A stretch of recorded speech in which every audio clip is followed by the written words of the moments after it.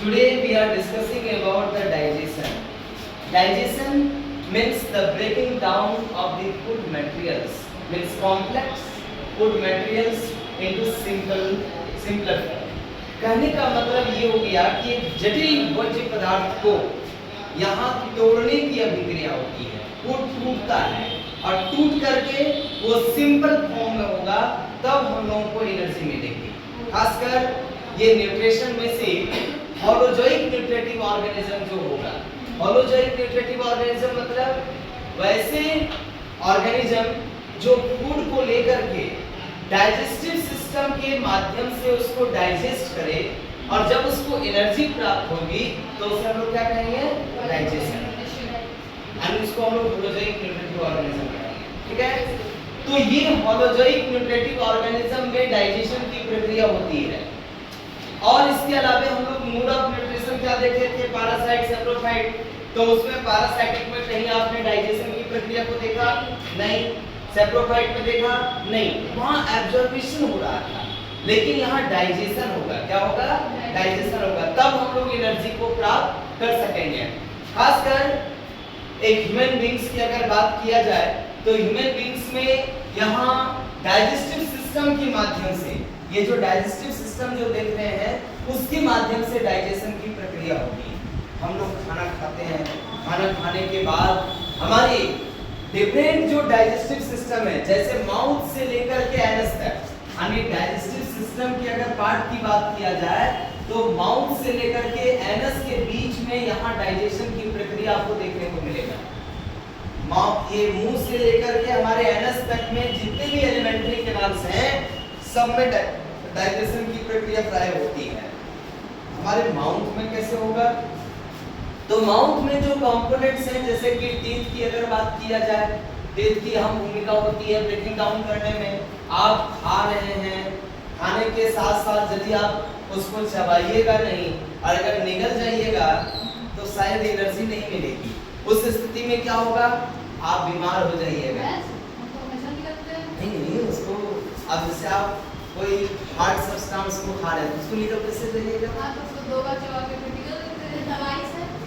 दवाई, हाँ दवाई की रही बात, तो वो कुछ ऐसा है जो कि अगर आप मान लिया जाए उसको नहीं भी अगर पीसिएगा, तोड़िएगा, चबाइएगा, पानी से फूल जाता है। हाँ, फिर भी वो पानी से अब अगर हम चावल खा रहे हैं, वो चावल को लगातार दे रहे हैं, निगल रहे हैं, तो भाई डाइजेस्टिव सिस्टम खराब हो जाएगा जी, है ना। ये क्या होता है, जानवर सब तो ऐसे ही खाता है। तब क्लास 7 में आप रूमिनेशन की प्रोसेस नहीं पढ़ेंगे।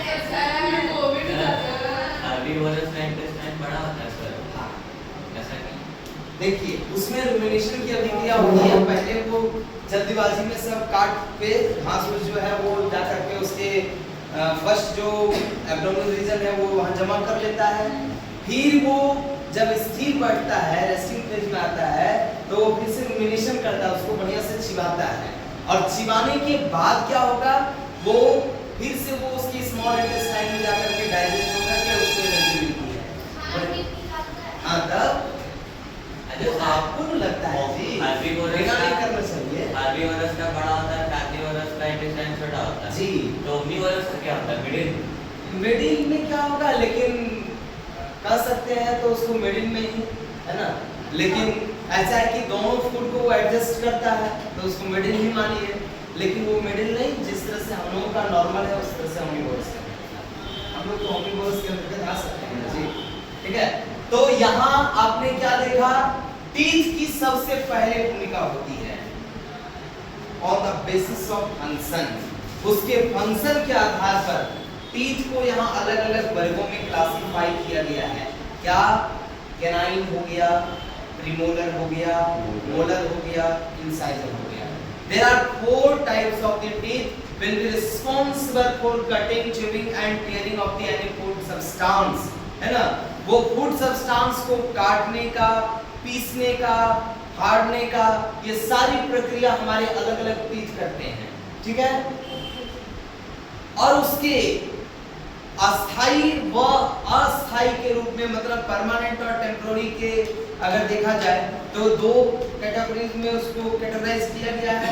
पहला क्या, मिल्क टीथ, जो टेम्पोररी टीथ के नाम से भी जानते हैं, और एक होता है क्या, परमानेंट टीथ, जो कि लास्ट तक आपके साथ वो टीथ रहेगा, लेकिन जो खैनी खाएगा, है ना, जो गुटखा खाएगा उसका दांत खराब हो जाता है।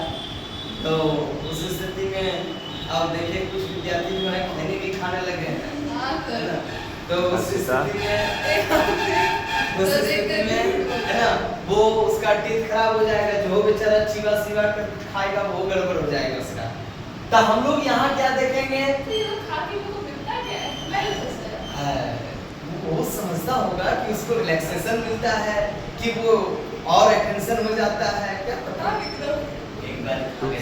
कुछ ऐसे नशा है ना, आप लोग पढ़ेंगे हायर क्लास में, कुछ ऐसे नशा है जो किसी को मतलब पूरा रेस्ट कर देगा किसी को।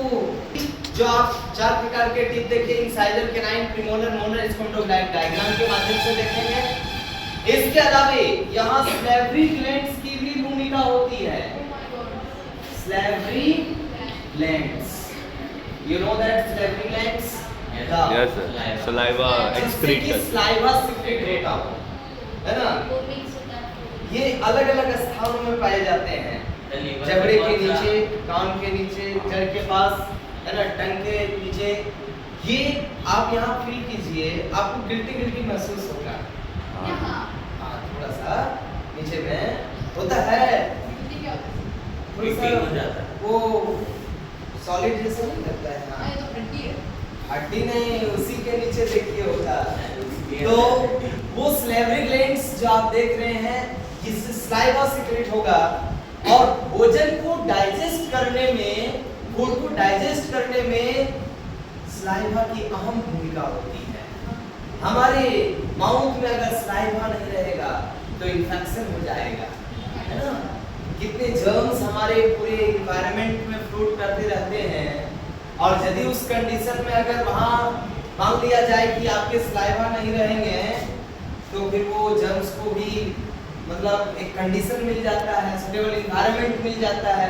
आप कहिएगा कि भाई सलाइवा में क्या ऐसा चीज है, तो आप लोगों ने पढ़ा होगा कि कुछ ऑर्गेनिक और कुछ इनऑर्गेनिक। ऑर्गेनिक मतलब कुछ एंजाइम्स वहाँ उपस्थित हैं, और इसके अलावा इनऑर्गेनिक में मिनरल्स वगैरह हैं, जैसे सोडियम हो गया, क्लोरीन हो गया, मैग्नीशियम हो गया। ये सब एलिमेंट हमारे सलाइवा में उपस्थित होते हैं, जो भोजन को डाइजेशन के साथ साथ अगर कोई जर्म्स वगैरह हमारे अंदर है तो उसको क्या करता है, वो मारने का काम करता है।